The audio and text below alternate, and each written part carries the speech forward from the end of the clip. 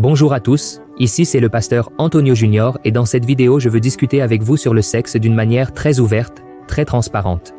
Je suis sûr que si vous restez jusqu'à la fin, beaucoup de doutes seront éclaircis et je veux parler d'une manière très simple, très facile à comprendre. Frères, je suis impressionné par le nombre de personnes qui ont des blocages dans ce domaine et cela nuit beaucoup au mariage. Une fois, le pasteur m'a dit qu'un frère de son église l'a appelé désespérément pour lui demander de faire une prière de libération pour sa femme parce qu'il a dit que sa femme avait le démon en elle et c'était le démon de la Pomba Gira. Et puis le pasteur a cherché à savoir ce qui se passait et il a dit que sa femme est apparue devant lui toute sensuelle en lingerie. Frère, à ce moment-là, le pasteur m'a raconté cela, j'ai commencé à rire, mais en même temps, j'ai vu à quel point c'est sérieux, à quel point la religiosité empêche les gens de recevoir la bénédiction de Dieu. Et puis, il y a beaucoup d'hommes et de femmes qui jouent les illégalistes, qui ne peuvent rien faire, ne me touchez pas, mais quand ils sont seuls, ils sont accros à la pornographie, et cela sans parler de ceux qui trompent leur conjoint. Frères, soyons sincères ici, beaucoup de gens passent tout leur temps à penser au sexe, et ce n'est pas par hasard, puisque ce sujet est partout. Il suffit de regarder les films, les séries, il suffit d'accéder à Internet surtout, ou alors de se réunir dans un groupe d'amis, et là toujours les gens commentent à ce sujet, et dans le milieu chrétien cela n'est pas différent, tu vois? Seulement, nous avons une conduite différente, surtout en ce qui concerne le sexe hors mariage.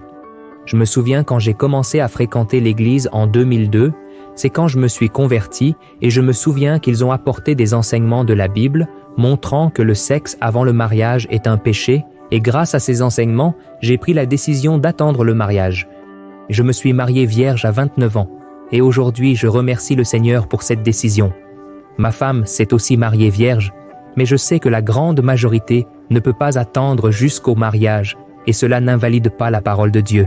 Parce que si vous obéissez au Seigneur, vous récolterez certainement des fruits, et même si vous commettez des péchés et vous repentez, la promesse du Seigneur est que le sang de Jésus vous purifie de tout péché. Amen.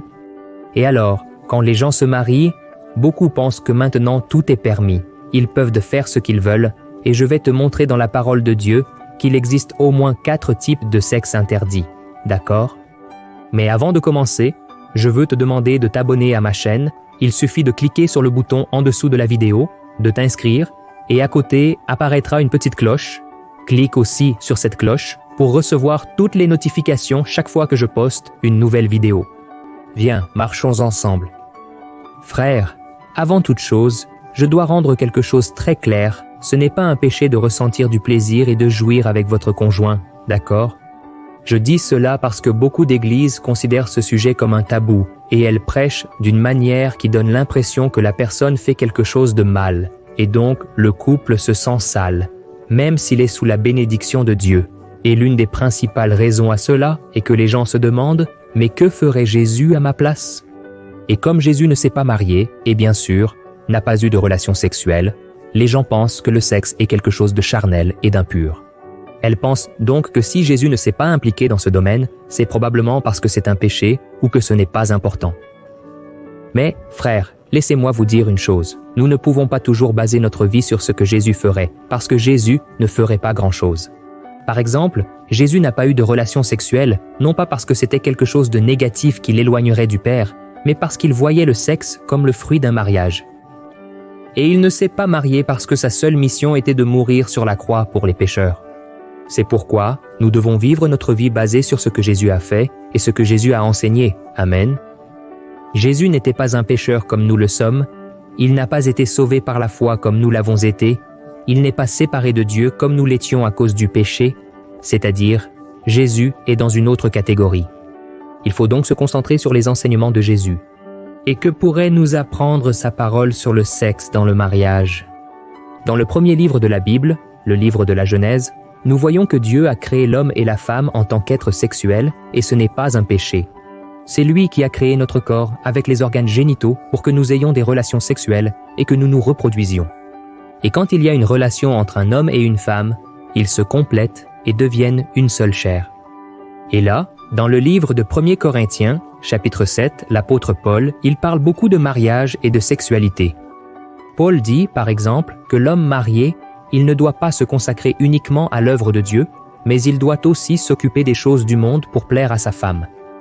Il conseille également que le mari et la femme ne restent pas trop longtemps sans relation sexuelle, sauf s'ils vont jeûner, mais cette pause dans le sexe ne peut pas durer trop longtemps, d'accord? Parce que Satan peut profiter de cela pour tenter le couple et les faire tomber dans la tentation. Frères, nous devons comprendre que le manque de sexe peut effectivement générer de l'abstinence, c'est-à-dire que le corps commence à ressentir le manque et lorsque cela se produit, la personne devient plus vulnérable à agir selon ses instincts charnels. Je ne dis pas qu'elle doit agir selon ses instincts, mais c'est quelque chose qui peut arriver, et le diable le sait très bien, et cela explique pourquoi beaucoup de gens prennent de mauvaises décisions en agissant sur un coup de tête, et ensuite, ils le regrettent profondément. Et c'est pourquoi, avant de parler des 4 types de sexe interdits dans le mariage, je veux faire une réflexion avec vous sur l'adultère. Je crois que nous avons tous déjà entendu cette phrase « Qui aime ne trahit pas, n'est-ce pas ?» Cette expression est très romantique, mais lorsque vous faites face à une routine, au problème d'une relation, vous réalisez que dans la vie réelle, tout est très différent. Je dis cela, mes frères, parce que malheureusement le nombre de cas d'adultère a augmenté de manière absurde, y compris au sein des églises, et cela cause beaucoup de souffrance et de destruction pour les familles. C'est pourquoi je veux réfléchir avec vous sur le péché de la trahison. Tout d'abord, nous devons comprendre que l'être humain, aussi bien intentionné soit-il, est pécheur et plein de défauts, et c'est pour cela que Jésus nous a donné une alerte dans Matthieu chapitre 26. Voyez ce qu'il a dit. « Veillez et priez pour ne pas tomber en tentation. L'esprit est prêt, mais la chair est faible. » Frères, nous sommes tous constamment séduits par les propositions de ce monde, et nous devons veiller tout le temps pour ne pas céder aux tentations.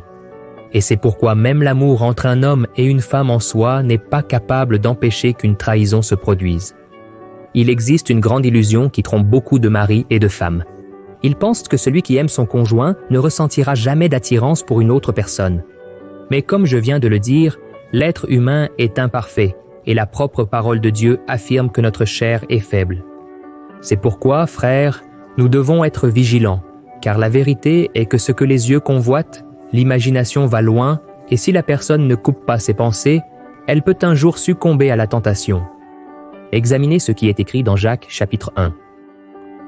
Chacun est cependant tenté par sa propre convoitise, étant par celle-ci entraîné et séduit.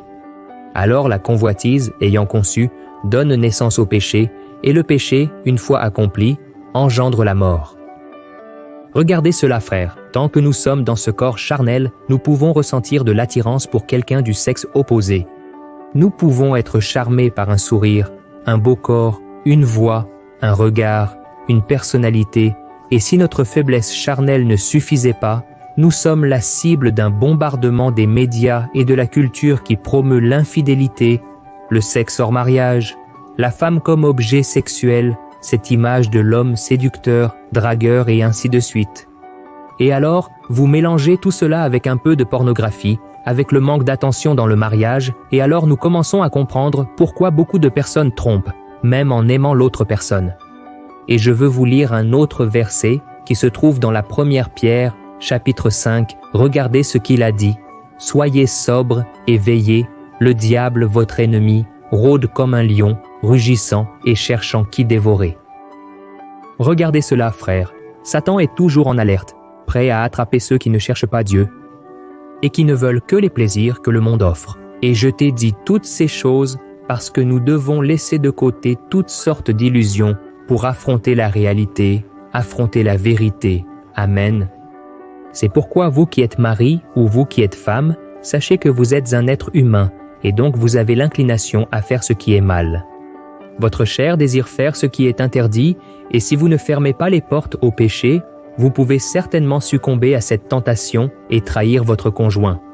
Cela implique-t-il que chacun est destiné à trahir? Non, vous voyez mes frères? C'est là que nous devons apprendre une leçon très importante.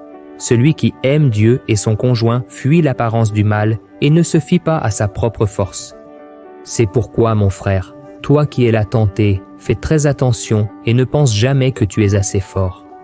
La Bible dit que celui qui est debout doit veiller à ne pas tomber, Et le conseil que je te donne est de ne pas vouloir affronter la tentation. Fuis-la, d'accord? Et essayez aussi de parler davantage avec votre partenaire. Essayez de résoudre les problèmes au lieu de les fuir et surtout ayez la crainte de Dieu. Je sais que beaucoup de gens pensent que craindre Dieu signifie avoir peur de lui, mais ce n'est pas du tout ça.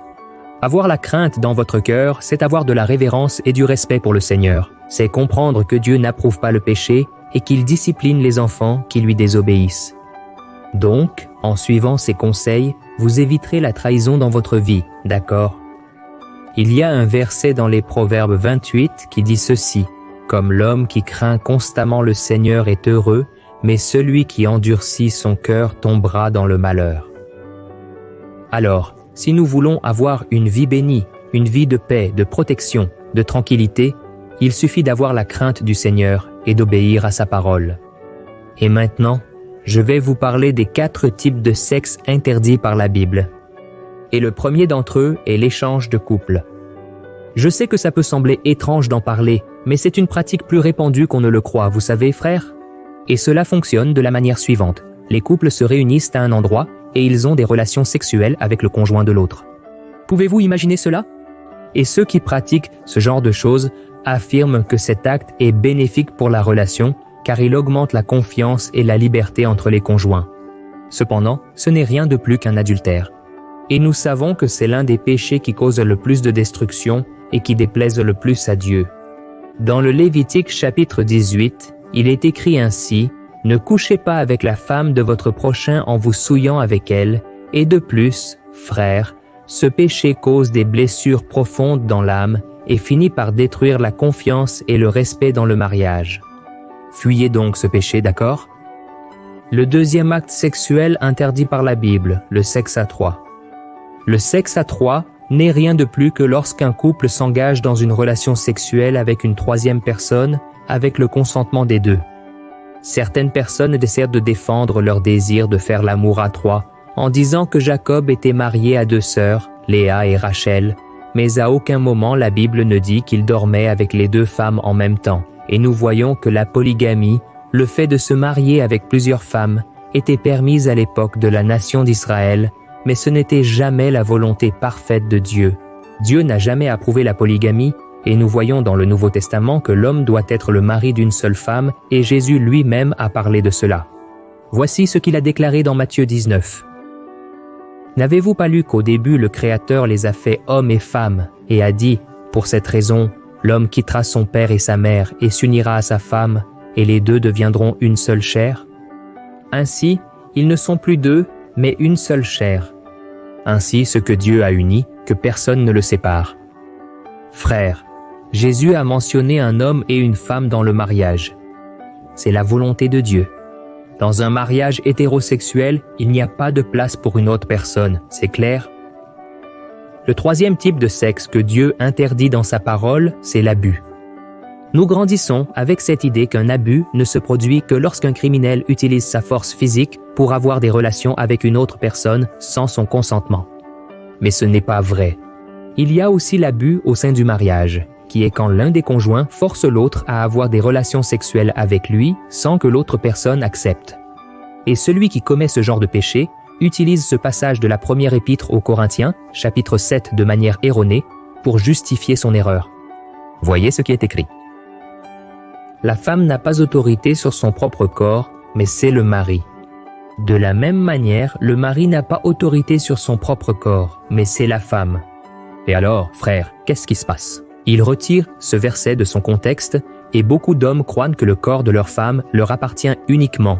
Et donc, ils pensent qu'ils peuvent exiger des rapports sexuels et ont tout à fait le droit de les forcer à faire quelque chose qu'elles ne veulent pas. Mais ce dont la Bible parle, c'est que nous devons satisfaire notre conjoint et ne pas chercher uniquement notre propre plaisir, d'accord? Et le quatrième type de sexe que Dieu interdit est la pornographie. Bien que ce ne soit pas un acte sexuel en soi, ces autres types de sexe interdits sont généralement stimulés par la pornographie et de nombreux couples chrétiens disent qu'ils regardent des films pornographiques avant et pendant les rapports sexuels pour pimenter la relation. Mais aussi agréable que cela puisse être pour les deux, la pornographie peut être très dangereuse, car lorsqu'une personne regarde un film ou tout autre type de matériel pornographique, elle peut ouvrir des brèches pour que l'ennemi détruise la relation, et la Bible dit que nous devons maintenir la pureté dans le mariage. Regardez ce que dit la Bible. Le mariage doit être honoré par tous, le lit conjugal conservé pur, car Dieu jugera les immoraux et les adultères. Et vous vous demandez peut-être, mais pasteur, en ce qui concerne le sexe oral et l'utilisation de jouets sexuels. Eh bien, frère, même si la Bible ne donne pas une réponse définitive, vous devez analyser si vous êtes tous les deux d'accord, car si vous ne vous sentez pas à l'aise de faire quelque chose, alors il est préférable de ne pas le faire. Le plus important est d'honorer Dieu et de respecter votre conjoint. Et puis, vous devez analyser si cela va vous faire du bien, si cela va vous rapprocher l'un de l'autre, ou si cela va vous éloigner l'un de l'autre, d'accord? Il est évident que la Bible ne parlera pas de tous les sujets, car sinon tout ne tiendrait pas dans un livre, et quand quelque chose n'est pas clairement interdit par Dieu, vous pouvez juger ce qui est permis. Voyez ce que la Bible dit dans la 1 Jean, chapitre 3. « Bien-aimés, si notre cœur ne nous condamne pas, nous avons confiance devant Dieu, et nous recevons de lui tout ce que nous demandons, parce que nous obéissons à ses commandements et faisons ce qui lui plaît. » D'accord, mais en ce qui concerne le sexe anal, par exemple. Alors, frère, c'est quelque chose pourquoi notre corps n'a pas été fait, et même les médecins alertent sur les diverses complications qui peuvent survenir, les maladies que cela peut causer, d'accord? Donc, comme vous l'avez entendu ici dans ce message, le sexe dans le mariage n'est pas du tout un péché. Ce n'est pas sale, ce n'est pas mal de ressentir beaucoup de plaisir, et le sexe n'est pas seulement pour la reproduction, d'accord? Il a été créé par Dieu pour nous donner du plaisir, et si vous voulez être très béni, éloignez-vous de toute forme de promiscuité, de choses qui déplaisent vraiment à Dieu. Choisissez de vivre une relation avec respect, avec amour. Les deux doivent être d'accord sur tout, et vous serez certainement très heureux. Vous serez de plus en plus proches, intimes l'un de l'autre, et cela sera une bénédiction pour vous tous. Amen. Si vous avez aimé ce message, je vous demande maintenant de le partager sur WhatsApp, de l'envoyer à vos amis, frères dans la foi. Partageons la parole de Dieu, car elle apporte la lumière, elle apporte la paix à notre cœur. Gloire à Dieu. Je vous attends dans la prochaine vidéo. Que Dieu vous bénisse.